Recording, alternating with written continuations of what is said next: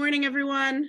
As always, I am Lauren Cook, your Dean of College and Gap Year Advising at JCHS. Thank you for joining us for the March Coffee with Miss Cook with special guest, Julie Beck. I'm so excited. She's here with us this morning. So I'll run through the normal housekeeping items. Please stay on mute just for the first 10 or 15 minutes here as we do a little content up top. We'll then do questions for the remainder of the time. We are recording. If your internet cuts out or you are not able to be here, then please enjoy it later this week. And as always, we're going to aim for an hour. If we are done with questions, we'll end earlier, but 9 a.m. is our hard stop time. So before we talk to our guest, Julie, I have just a few words about where we are with the process and what's coming in the next few weeks.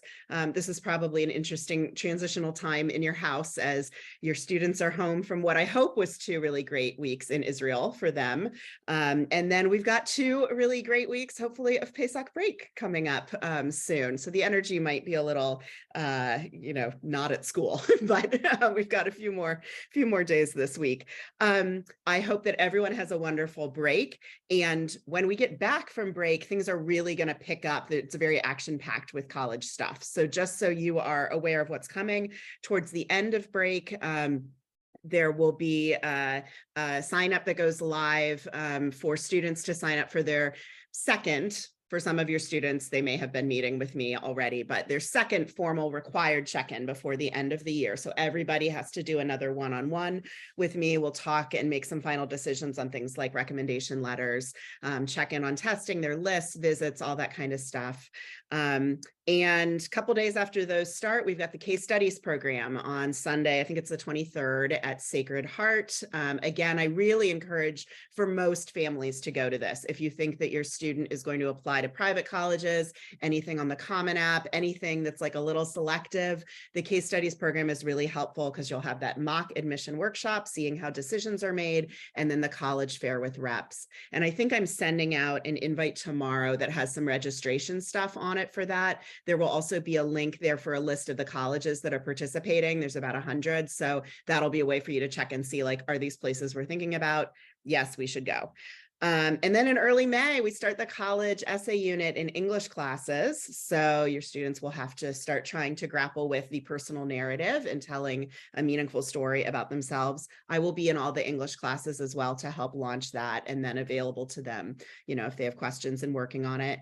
And then I asked them to do a second questionnaire for me. And it's shorter than what they did in December, but just to kind of touch base about what might be happening this summer and, just catch up on some things that have happened over the last few months since we launched all of this. And then we'll have a final coffee with Miss Cook. I think I've got it slated for Thursday, May 4th. I often ask some senior parents to come in and talk about like what just happened and if they have advice.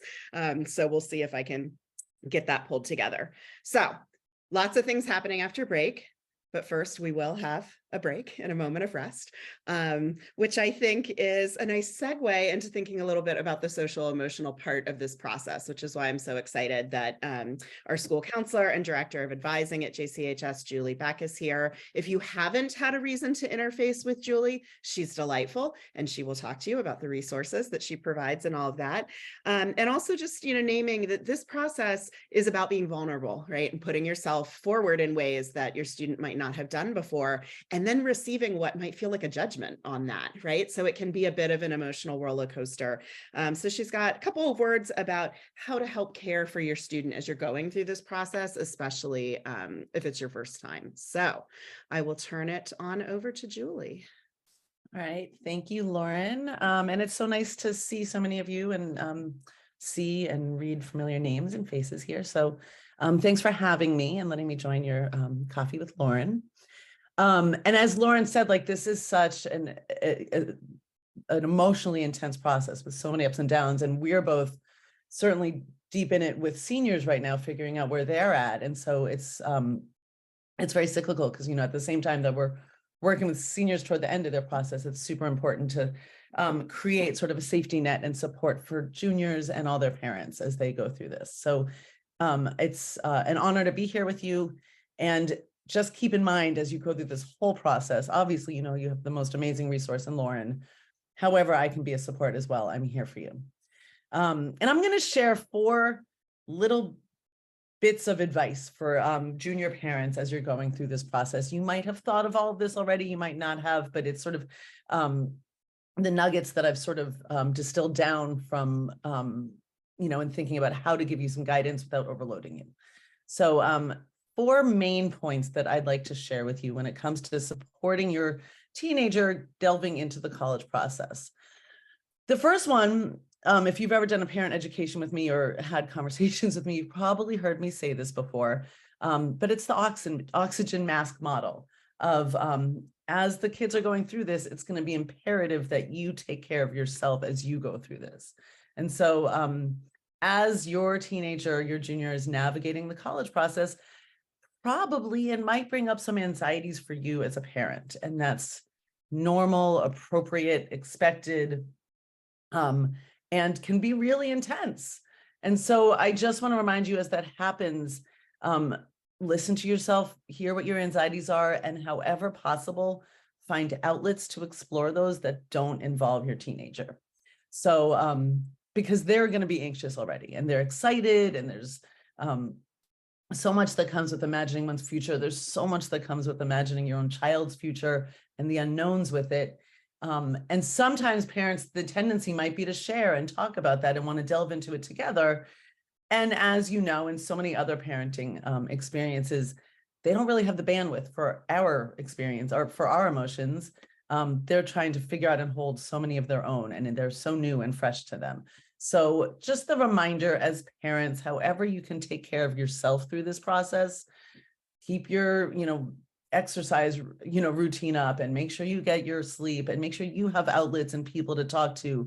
And if you feel like you don't have outlets or people to talk to, or your usual outlets aren't available or aren't enough, use me, use Lauren. We are here as a support. But just sort of that reminder that you're the backbone and the behind the scenes sort of strength. And that can be really hard because inside you might be freaking out yourself, and that's okay. That's appropriate. That's normal.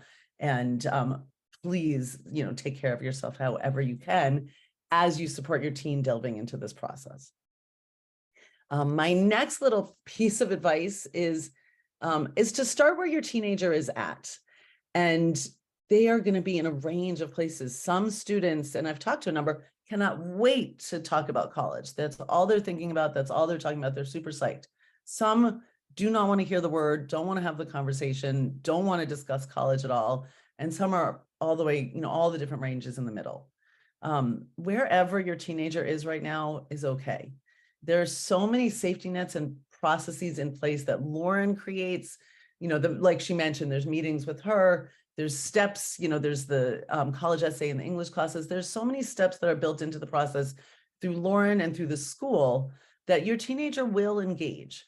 They might not be at the same pace as you, and they might not have the bandwidth for it. And in fact, that's not just junior year. I've definitely talked to parents of seniors who in the beginning of senior year, there's so much going on. What are we going to do about colleges? And sometimes the seniors are reluctant to discuss it. It might be important at times to say, I hear your reluctance. I know this, I'm guessing this is overwhelming for you. We do need to talk about it at some point. Maybe this weekend we can carve out some time, so maybe you plan ahead if you feel like you do need to have a conversation. But know that if they're not there yet, that's okay. They will get there. The flip side, if your student can't stop talking about colleges, if they're so excited that they can't keep track of the other things in their lives or get sleep or stop ruminating about it, it's okay to remind them, what, we've got a long process ahead. Let's take it slow. We might not be able to do everything now. So, make sure you get your exercise, make sure you see your friends, make sure you do something else.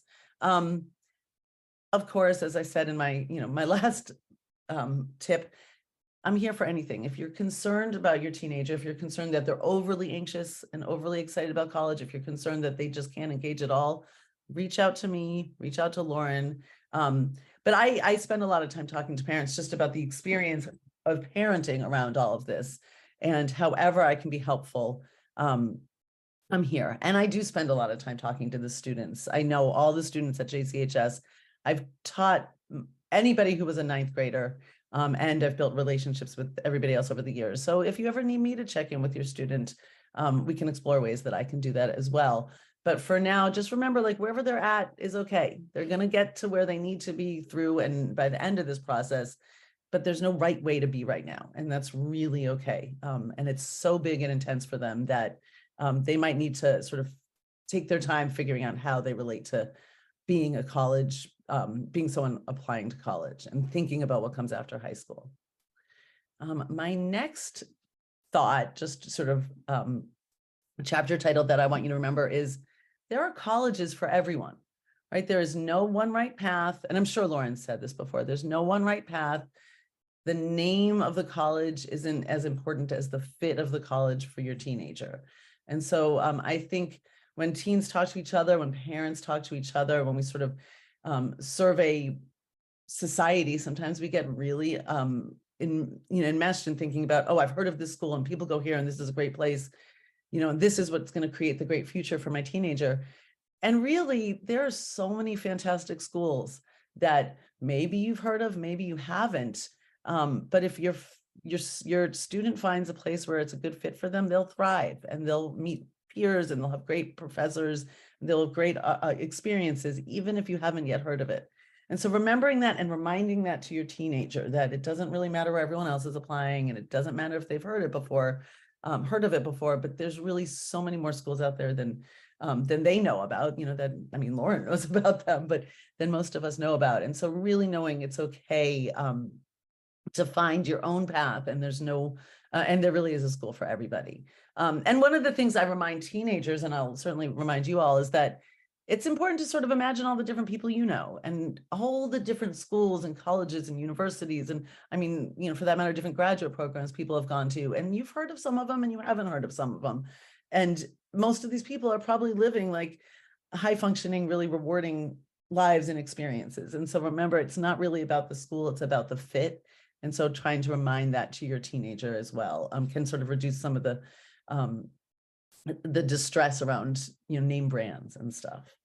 And then my final piece of advice for parents, especially for parents of juniors, as you're starting to look at schools, is to whatever degree possible, keep holding some of the responsibility. So you and your teens, but your teens are definitely going to look at schools and explore and research places that might seem interesting to them. And that's great for them to start opening their mind and thinking about the schools. When it comes to planning trips and visits, if you as parent can handle logistics, like getting the flights and making the tours and figuring out, the hotels or something, take whatever sort of logistical responsibility off their plate that you can. A lot of times parents will think, well, they're teenagers and they're going to need to learn this stuff. And absolutely. But they're also right now figuring out, like trying to think about who am I when high school ends and where do I go and how do I identify, outside of my family unit and my school unit. And so that's a huge full-time job just thinking about that. And they're doing that on top of the day-to-day stuff that they do.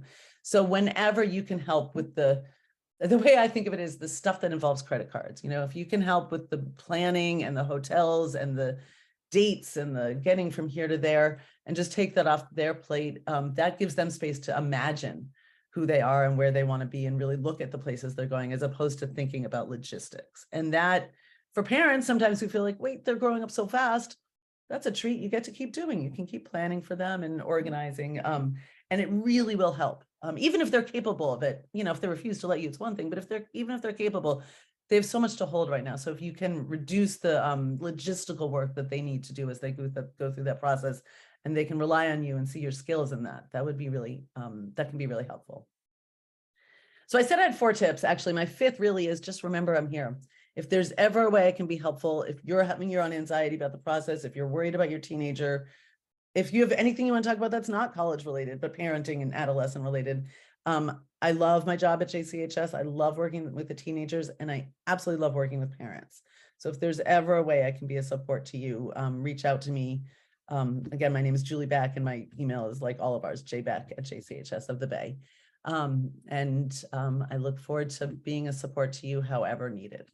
And that's, I'm rambling a little bit. I'm here to stick around and answer questions as we go, but those are just some of my thoughts for parents of 11th graders. Thanks. Thank you so much, Julie. And I do want to just echo that Julie is available. And this is such a time, as she noted, in the past couple of weeks, you can look forward to March of senior year being intense, because there is no one day that college decisions are released. They kind of are scattered throughout the entire month. And so we've got little bombs kind of going on at school almost every day. And Julie is such a great partner in helping me with that, because I think the impulse is for the student to come to me reacting, right, which is great, and I'm here to help hold that, but I also have the impulse to fix it because I'm the college counselor and I want to figure out, all right, so what's the next step, and so Julie is a great partner in also holding those emotions and helping them work through it, because it is important that students metabolize the disappointment and figure out their feelings around that before we can kind of fix and figure out what the next steps are. So please remind your student and yourself that Julie is here as we go forward. So now is the time on Sprockets, that always comes to my mind and showing my age, where we're answering questions. So if you have questions, please put them in the chat. Please unmute yourself. They can be for Julie about anything she just mentioned, for me about, things generally. So what's on your mind as we're in late March? Anyone? Yeah, Inbar. Maybe I can just talk rather than write. Can you talk a little bit about, I know you did last time, but about college visits, recommendations for college visits. So you suggested going to admissions offices after the official tour, but this is totally new to me. So any tips of good questions to ask or whatever might help, or good things to pay attention to. And another question is, what about informal visits to colleges? What would you recommend there? Yeah. So I think the ideal sort of introduction to a college is to do their formal tour and information session. That's normally, if you Google Michigan tours, you're going to get their website that has their schedule up, calendar for the month, and it will say at 10 and at 2, Monday through Friday, we do a half an hour information session and then an hour tour afterwards. And that's kind of what you're signing up for. So I think that is often the best and the minimalist sort of approach, because you get the spiel about some general things about programs that are new, that they're proud of, about their application process. That's part of the information session. And then you see the campus and you're hearing from a student as you're doing that walk around. So some places can get booked up. I know that like UC Santa Cruz is a place, because they actually put you on a little admission bus to go up the hill. Their admission office is at the bottom of the hill, and then the campus is up the hill. There's only so many spots on that bus. So you have to reserve your UC Santa Cruz tour 2 or 3 weeks in advance to make sure you can fit in. So you might need to do an informal tour if, say, you're in Boston and BU doesn't have any, spots the day you're there. So I think an ideal scenario is if you know anyone on campus, and you can certainly check with me if we've got any JCHS alums at the school. Now is the time of year. I got 2 emails over the weekend from students who graduated last year saying, who got in? Can you give me any names? I want to talk to them and tell them to go here. So I'm happy to try and connect you with folks as well.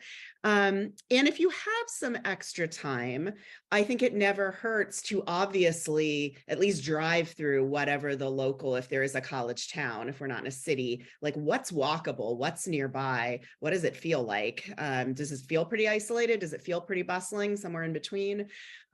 See if there is a Hillel, if there's a Chabad, if there's some kind of Jewish student union, a space on campus, and lots of places will, to see if you can swing by. And if there is a rabbi there, or, a house organizer or whatnot, they're usually very happy to talk to you about Jewish community, climate, all that kind of stuff.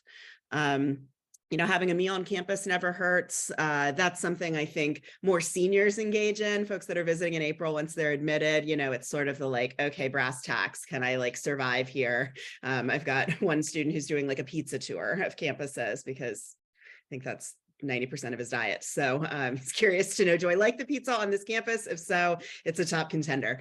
I do not advocate that in building your list, but when it comes to making decisions, sometimes stuff gets more subjective. So those are some suggestions for seeing places. And in terms of questions, I mean, as a junior, you're going to have other, like there will be admitted students and all of that are visiting as well. So those can sometimes model good questions for the campus. But I like asking, obviously, things you can't find easily on the website, more like climate kind of stuff. So like, you know, is the student culture sort of collaborative, you know, competitive? What's happening on a Friday night? Are people in the library? Are people like, you know, ask your tour guide what an average weekend night looks like for them. You'll see how honest they are in the answer, but to get some of that kind of stuff. And I also like asking if there's any like hot topics on campus right now, or things that students are either sort of debating, grappling with each other or with the administration, because sometimes that can get at what might be, you know, bubbling on campus in a way that I know some students like to ask, like, what don't you like about your college, to tour guides? And they're never going to give you like a real honest answer. They'll give you something with a positive spin. But if you ask about hot topics, they might, you know, say, well, everyone's worried about fair trade coffee in the dining hall, or, you know, kind of see what the values are, or the issues are, or whatnot. I'll stop there. That was a long answer. Thank you. Yep. Other questions? I have a question. Hi, Mhm. Laura. Yep. Hi, everybody. If we can't physically visit a campus, is a Zoom tour as good or equivalent, or is it really preferable to go physically visit the campuses? I think, I mean, even in an ideal world, it doesn't make sense for anybody's wallet to try and visit every campus you're going to apply to before you apply. So I do think the Zoom stuff has obviously gotten so much better since COVID. Like a lot of places had virtual tours and information sessions before COVID, but everyone has them now, and they're much higher quality and creative. Like I went on a Santa Clara tour, which isn't that far from here, but you know, where the tour guides are on skateboards. And so, you know, there is some stuff, some of it's live, some of it's canned, kind of depends on what the school is offering. But I would absolutely check out what the online offerings are, especially if we're talking about the other coast and whatnot. And know that you can also kind of have some schools as stand-ins for others. I think I've mentioned this in the past. And I do have a whole page in the handbook, don't forget the college advising handbook, where it says like, if you're going to New York City, here are a handful of large schools, medium schools, small schools there, as well as focused places like, you know, an art school, or, you know, like a place like Juilliard. So you can check out a large research institution that doesn't necessarily have to be a specific place your student is going to apply, but get a sense of how does a large research institution feel to them after a small place like JCHS, right? So, and you can do some of that online stuff for the places you're really thinking about to just get a taste of what it looks like. So I would visit in whatever way you can, basically. There's a couple of questions in the chat about this summer. And one about sort of preparing for college applications, and some about sort of resume building. And both of those are fair questions. I think anything your student is doing during the summer that is not just like inhaling Netflix is great. And inhaling Netflix, like there's a place for that, and they might need to do that a few days after school is out. But summer camps, bagging groceries at Safeway, taking a class on a college campus, you know, doing a whole bunch of independent reading. If they're a World War II buff and want to like watch 6 documentaries about it, like all of that is fodder for them to both be able to talk about on their college applications and list. And I mean, I do have students that do sort of independent, whether it's robotics or art or whatnot, and we list that and describe, you know, that this is something they really enjoy spending their time on. So colleges aren't going to judge the particular activity, but they are going to kind of judge why a student was choosing to do it, ask them to talk about it, and why it's meaningful for them. And in terms of actually preparing for applications, the writing piece of things is really what they can most work on during the summer, and they would have ideally some of the time for. It's a little hard to think about writing a powerful personal narrative about your life when you're also doing like AP Chem homework and basketball practice, and like once all the things have started in fall of senior year. So they will have been kickstarted on their longer application with their English class, and a lot of students continue working on that over the summer. They can also, if you're thinking UCs, the UC prompt questions don't really change. And so they can be working on those over the summer too. Those are available to them, and I'm available to them. So if they work on something on a Tuesday and want to just share the Google Doc with me and a week later read my comments on it, I am available and active to help them. But actually filling out applications and doing some of the real data entry stuff, August 1st is the date when that starts to become a thing you can do. The Common App and the UC application both will release any new changes, usually in like data collection, how they're asking for name or, you know, that kind of thing, on August 1st. That's when kind of the new applications for the new school year are available. I will send lots of heads up and reminders and things about this during the summer, but they don't have to do, there's also testing, of course, that they may be engaged in over the summer, but there's not a whole, like you can finish your whole application during the summer normally. That's not always possible or advisable, because there's still stuff, reflections, growth that's going to happen in the early fall of senior year that is great to also get kind of invested in their applications. So there's a message about if your child has one or more reach schools, how do you decide where to apply early decision? Such a great question. I'm going to just back that up a little bit and make sure we're all getting comfortable with terminology about early applications, because there's a lot of this lingo. When you apply to college, when we applied to college, there was usually one deadline. It was called regular decision. That was like January. That's still a thing. That still happens. But now there's this host of early options. Early action is where you can find out a decision early if you apply early, but it is not binding. So you take an action early, and you hopefully get a response in December or January. You're going to college. I think it's a great psychological sort of relief for our kids, but they don't have to throw all their eggs in that basket. Early decision, and think about it like you have to make a decision on one place because you only apply one place. Early decision is binding. You're saying, if you admit me, I am going to enroll. This obviously presents some equity issues in terms of finances. There are some folks for whom weighing multiple financial aid packages is important. And so there are some things you can do if there is a school you're thinking about early decision, your child has a clear number one choice, to check in with their financial aid offices and get some estimates and whatnot, so that maybe you might feel comfortable that it looks like maybe you can pay for this if you just want to do early decision. But it is more helpful for families for whom there's not great constraints around the aid of it all.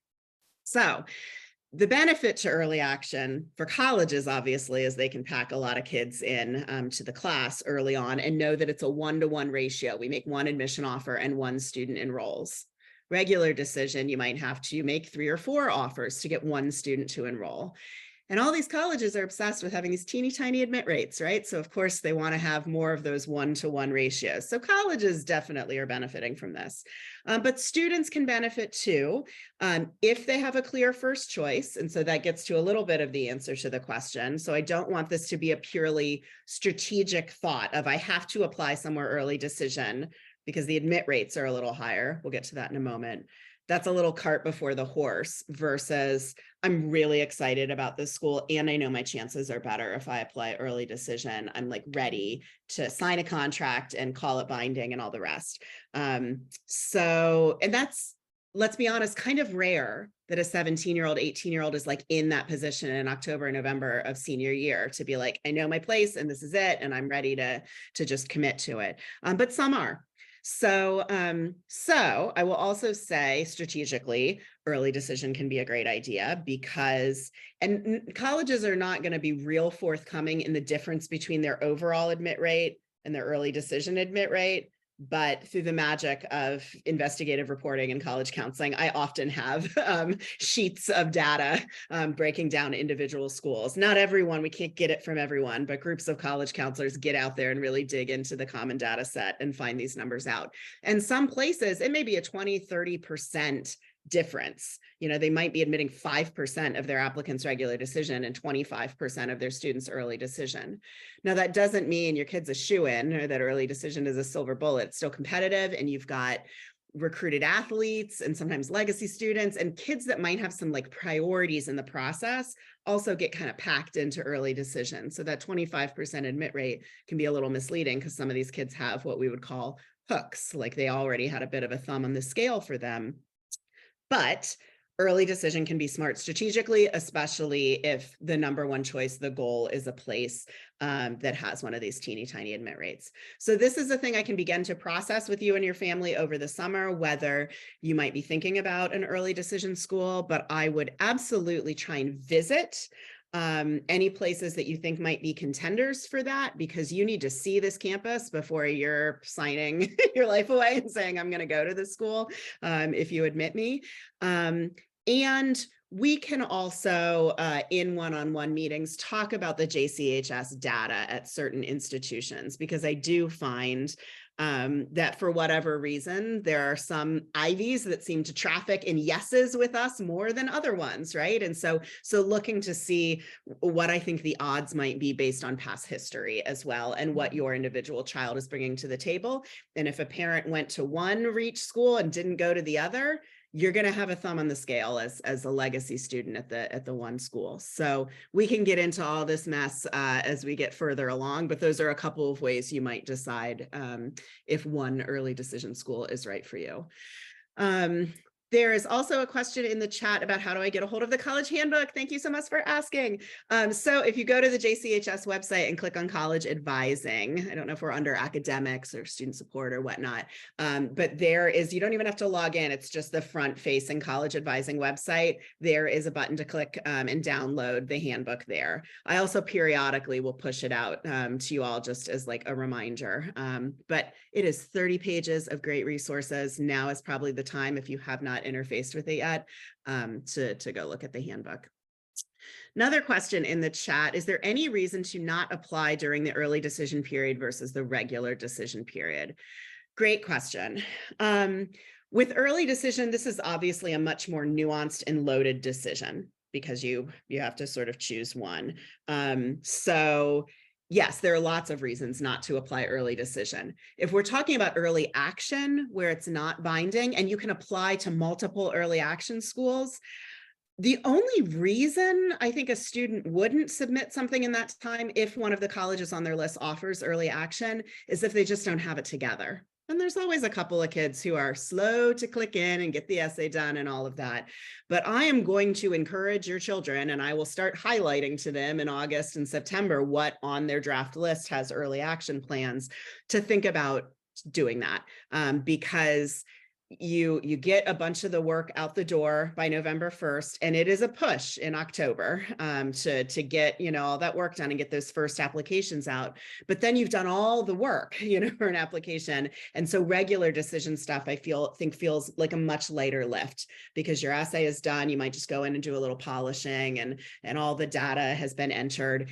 And with those early action schools, you start hearing back sometimes mid-December through kind of mid-January. And so there is a palpable exhale in the school as admission decisions, yeses, start coming in from those early action schools in mid-December. And I think actually the kids who don't do early action sometimes feel, and maybe Julie can reflect on this, but a little like, everyone around me is getting into college and I didn't have it together and didn't apply. And now I have to wait until March and this is awful. Why did I do this to myself? So I try and remind students that they're helping their future selves by pulling it together in the time.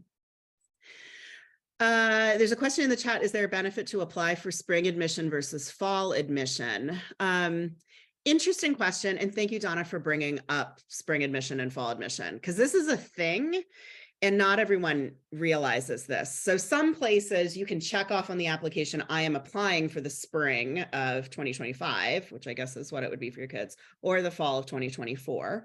And colleges have fall and spring classes, not everyone, but most at this point, because beds open up in the spring, right? So kids go to study abroad for a semester. Some kids might transfer out. Sometimes folks have to take a leave of absence for illness or family issues. And so in order to keep enrollment steady across the academic year, they often have folks coming in, both transfer students coming in, and often first-year students that have been admitted for spring.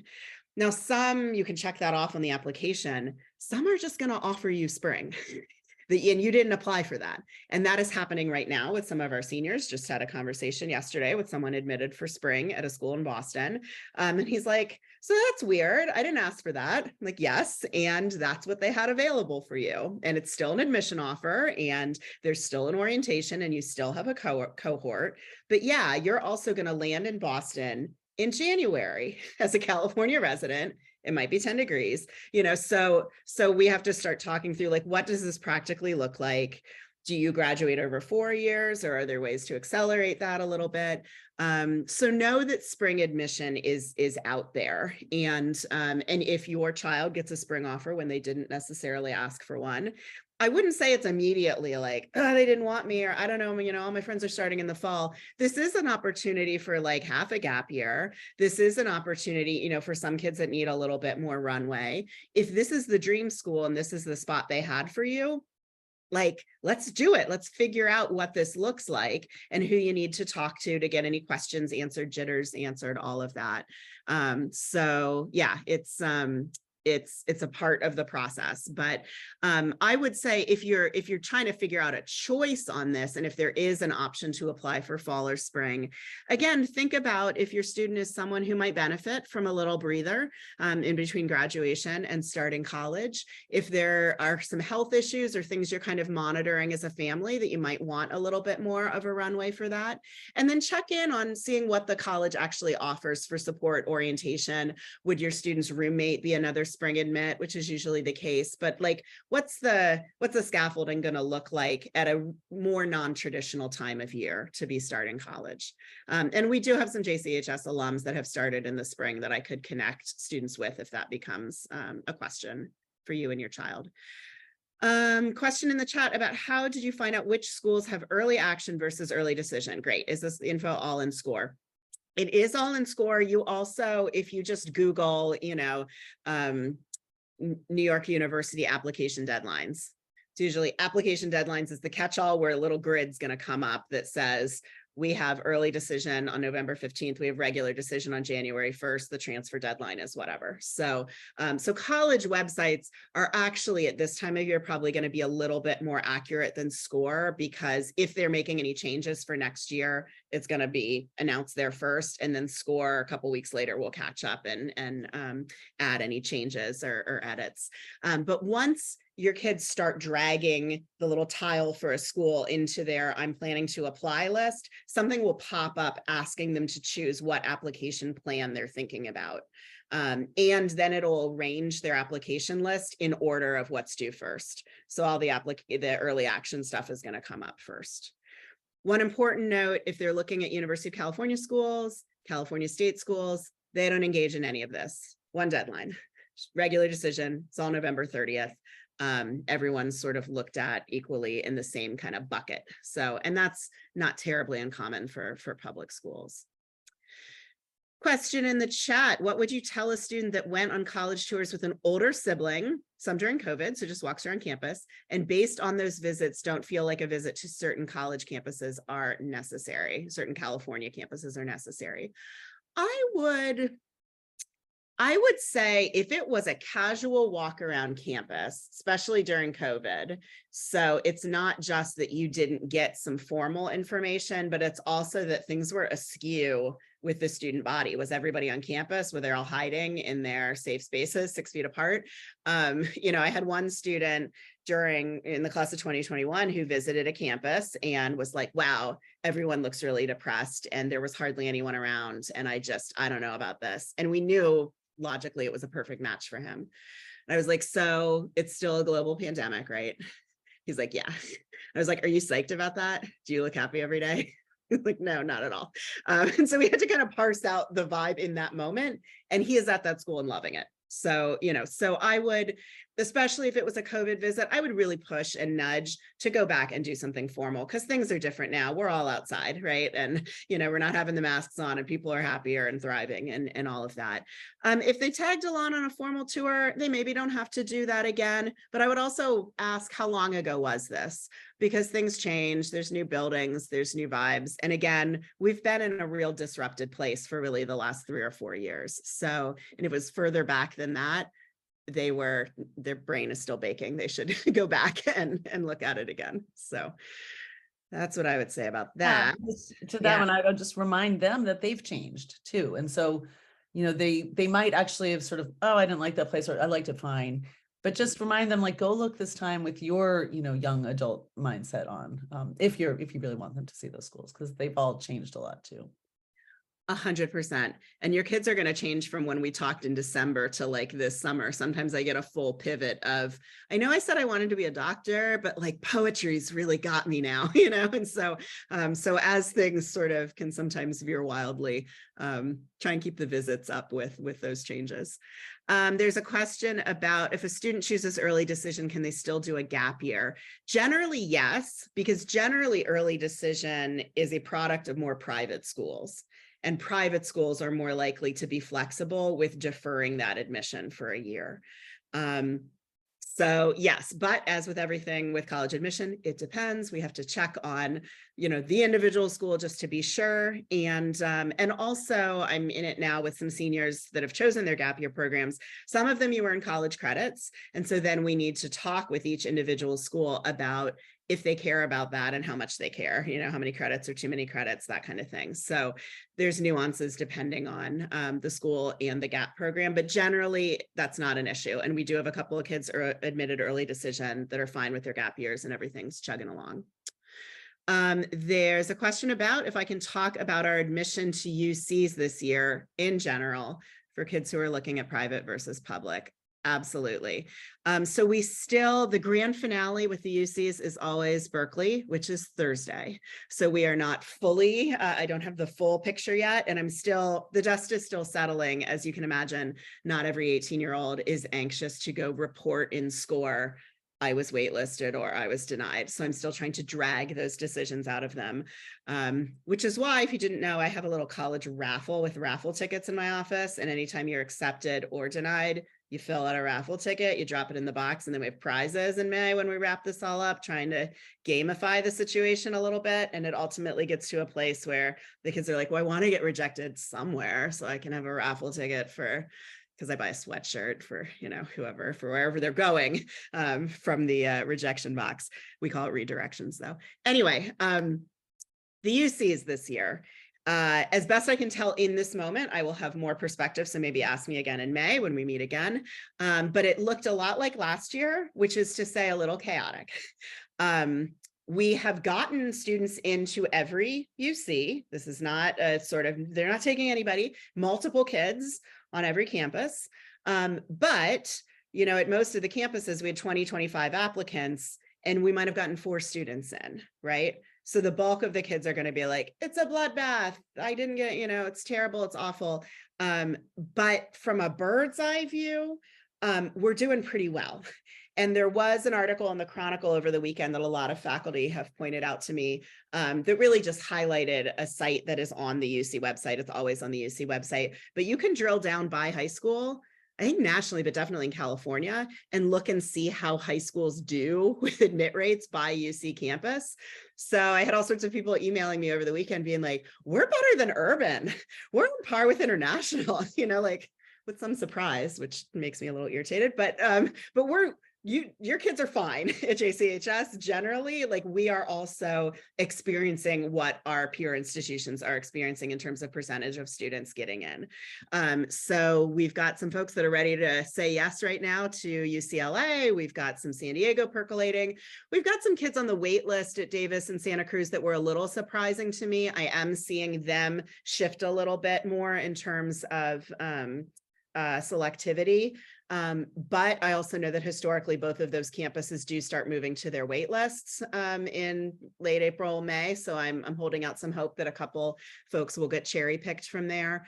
So when I say chaotic, though, I will say that 5 years ago, the kid with the highest GPA in the class, if they applied to a number of UCs, was often getting into almost all those UCs, right? They have the highest GPA in the class. It felt sort of like sensical, although it was always kind of hard for me to watch because that one student is sweeping the board and then all these other students don't get any choices, right?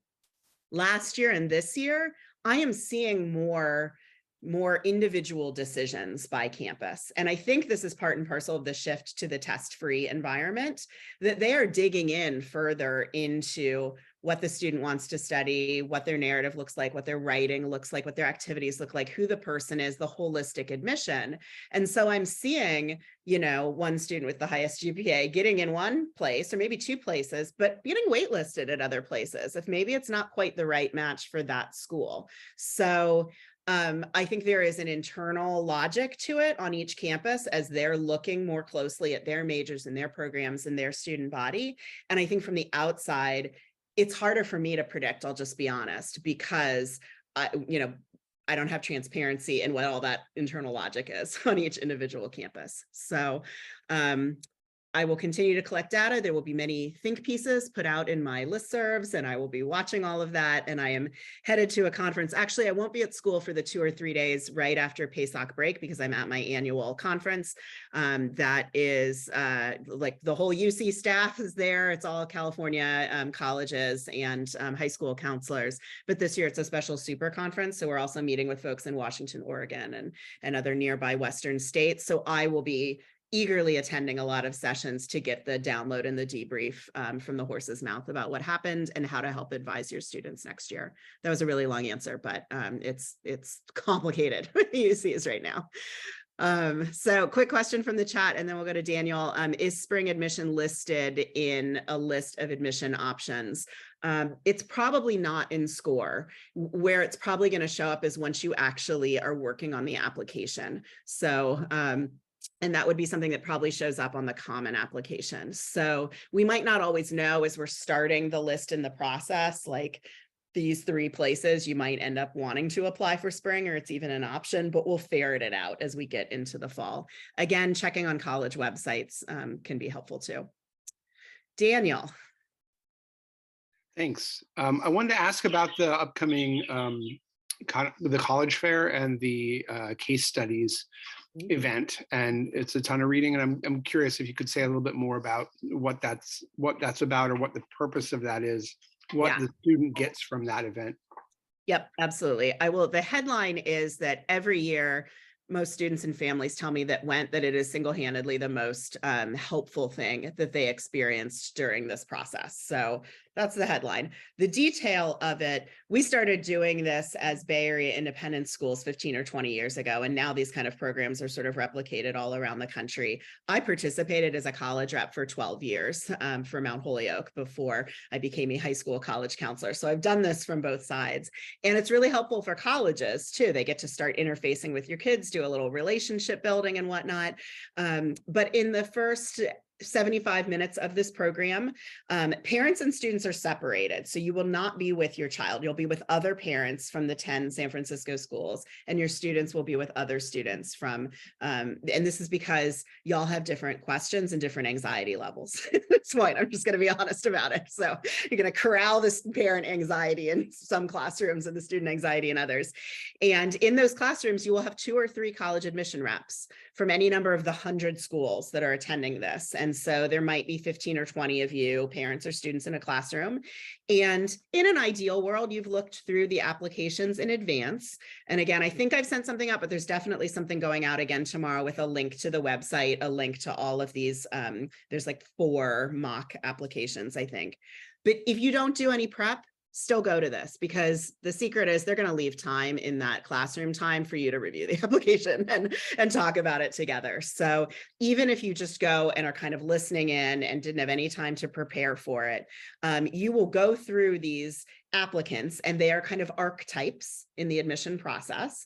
There's, a recommendation letter you read, there's writing that they've done, and then you're the admission committee for a college, and you have this like data sheet about the stats of your college and some things about you, some things you're looking for. And you in that room are then going to decide, and you'll have a mandate. It's usually like admit one student, waitlist one student, and deny two of them. You will ultimately, after 75 minutes, vote and make decisions. And there'll be a little debrief with the admission reps afterwards. They're not going to tell you where they're from initially, because is it about this generic college and not about like what NYU would do, but they may tell you that at the end of your session. And then you are all released to two different large gyms where those 100 colleges have a college fair.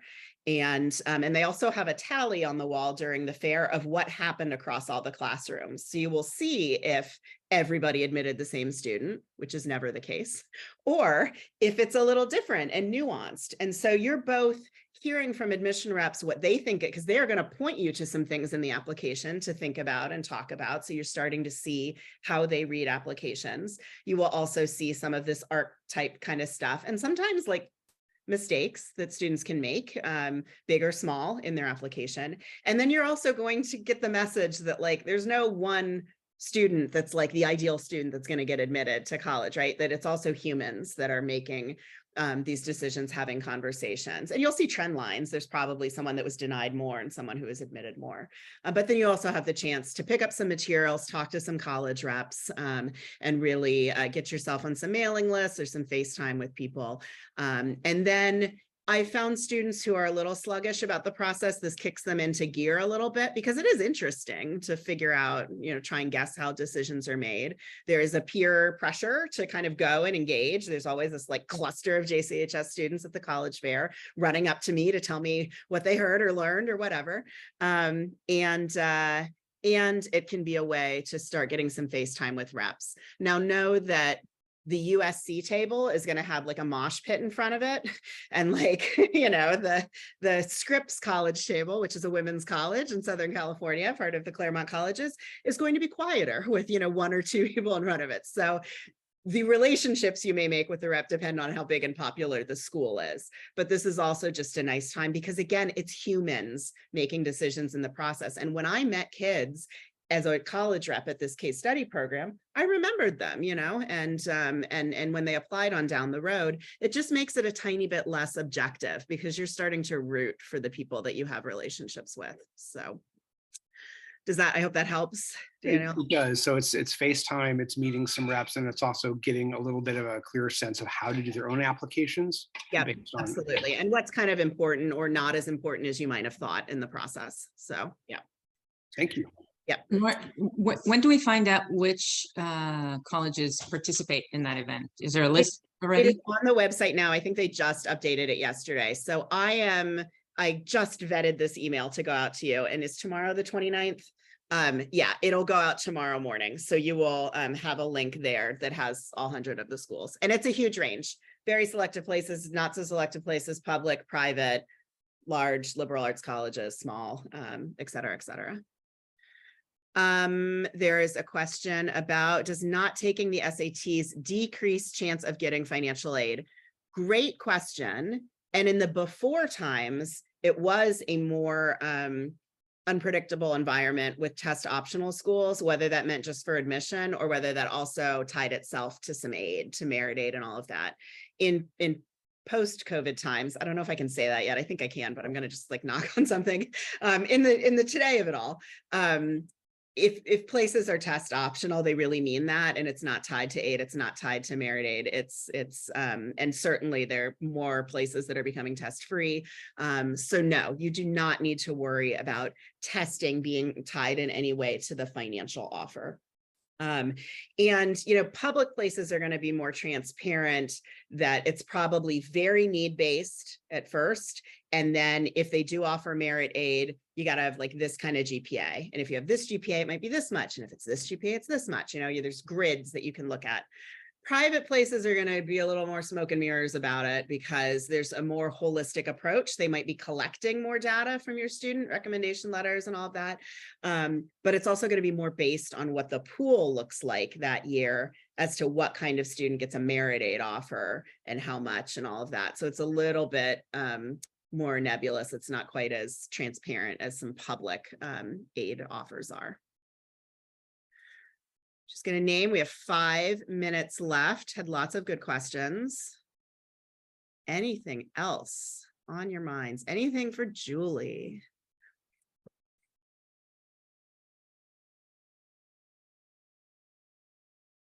All right. 1 second. Uh, Yep. Oh, hi, I have a question. Yes. When they go to this college fair, how do they choose which schools they want to see? Would that be from their score or who you've talked to with the Yeah. kids? How do they know which tables they're going to go talk to? Yeah, I think some students are already starting to crystallize a little bit about the types of places they might be interested in. And if your student is not that student, that is fine. I would actually say, look at score, look at some of my recommendations and see, if what kind of overlap there might be between that and who's coming to the program. I would also think about a couple types of schools and look at something large, look at something small, look at something close to home, look at something further away from home, collect a little information in that regard. You can also, especially at the places that might have the larger crowds, just go and listen in a little bit because whoever is up front, luckily getting their questions answered, you still hear the answers to it. And it's probably going to apply to your student in one way or another. And I will be honest, for some students, they go in these gyms and it's a million people and, it's loud and they might already have a little anxiety from having just done this application workshop. And they may just be like, I'm done, like, let's go home. And that's okay too. So this is not their only time to interface with reps, to learn about colleges. I know for me as an introvert, if I'm going to like extrovert for 75 minutes and talk about, admission decisions and learn things I didn't know and maybe be thinking how it applies to me and I'm panicked and then come out of there, that might be plenty. It's time to go home and take a bath and watch Netflix. So do whatever you need to do. And also know a lot of these reps are the West Coast reps, and they're probably going to be scheduling an appointment and visiting JCHS in the fall too, in a much smaller, more controlled, less chaotic environment. So That's extremely helpful. Thank great. you. Yep. Okay. And bye. Hey, Lauren, I remember when I applied to college, there was one college that I applied to had a group interview. It was like a living room interview because it was a regional interview, right? Instead of the students going to the college, somebody from the college came to that region and it was in someone's home and there's like, I don't know, 3 or 4 kids all interviewing simultaneously with the college rep. Does that still happen, that model? Such a good question. Generally, no, because I think most colleges, some have gotten away from interviewing because there's too much volume in their applicants. They don't have the staffing for it. And also, I think people are more attuned to equity issues and what I just said about extroversion and introversion, right? Like the extroverts are going to rule in a group environment because they are going to be able to find the spaces to jump in and all of that. But where I did have a student that was in a group interview a week ago, but that was for an internship. And so it does come up, and I still do talk to students, like they will come ask me advice about an internship interview, a summer camp interview, a gap year interview, and how to approach that. So this student was in a group interview and she is very talkative and chatty and did have all her talking points ready to go. So she felt great about it. But I would say generally it's not something people are going to come across as much as we might have. So, yeah. All right, I'm going to just name that it is 8:59. I'm going to let you all go and get on with your Tuesday. And I hope that the weather is peaceful where you are and that all of your electricity stays on and that nothing floods. And I will send out a recording of this when it's available. And I just want to thank Ms. Beck for being with us. Thanks for having me. Nice to see you all. And remember, she's a resource. Be in touch and have a good day. Bye-bye. Bye.